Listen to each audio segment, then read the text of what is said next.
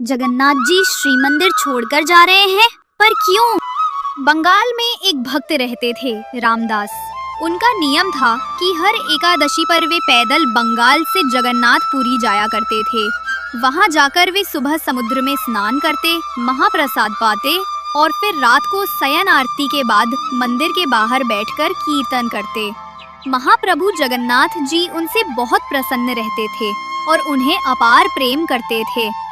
धीरे धीरे समय बीता और रामदास वृद्ध होने लगे। अब उनके शरीर में पहले जैसा बल नहीं रहा, लेकिन उन्होंने अपना नियम नहीं छोड़ा। उनका मन अब भी वही था, भक्ति में अटल। महाप्रभु जगन्नाथ जी को उस पर दया आ गई।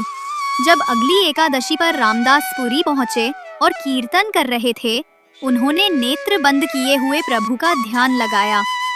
तभी उनके ध्यान में जगन्नाथ जी प्रकट हुए और बोले, रामदास, तू अब पुरी मत आया कर, मुझे बड़ा कष्ट होता है।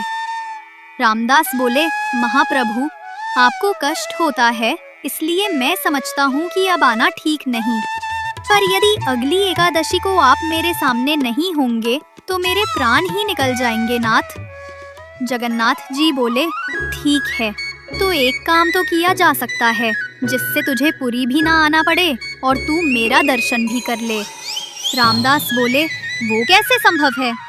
जगन्नाथ जी बोले, अगली एकादशी में जब पुरी आएगा तो एक बैलगाड़ी ले आना, मैं भी तेरे साथ चलूंगा तेरे घर, तब मेरा दर्शन कर लेना। प्रेम से दिन भर मुझे ही देखता रहना, मैं तुझे देखता रहूंगा। रामदास बोले, अरे नहीं महाप्रभु, आप तो सुख से विराजो, मैं आ जाऊंगा, मुझे कोई कष्ट नहीं होगा। लेकिन जगन्नाथ जी बोले, अब तो हमने मन बना लिया है, मैं तो तुम्हारे साथ ही जाऊंगा, और वो भी अगली एकादशी पर। रामदास खुश भी हुए और दुखी भी। अगली एकादशी जब आई तो रामदास बैलगाड़ी में बैठकर आए। सब पंडा पुजारी बोले, अरे रामदास, आज बैलगाड़ी से आए हो, कुछ विशेष है क्या?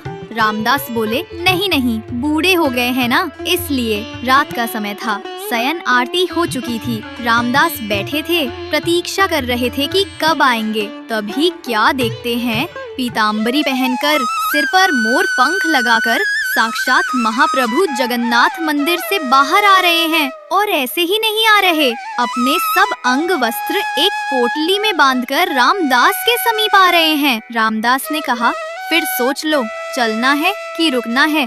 तो जगन्नाथ जी ने कहा, अब तो तय हो चुका है कि चलेंगे हम तुम्हारे संग ही। रामदास मन में सोच रहे थे, मैं तो मना कर रहा हूँ, पर इन्हें ही आना है मेरे साथ। जब बैलगाड़ी के पास गए तो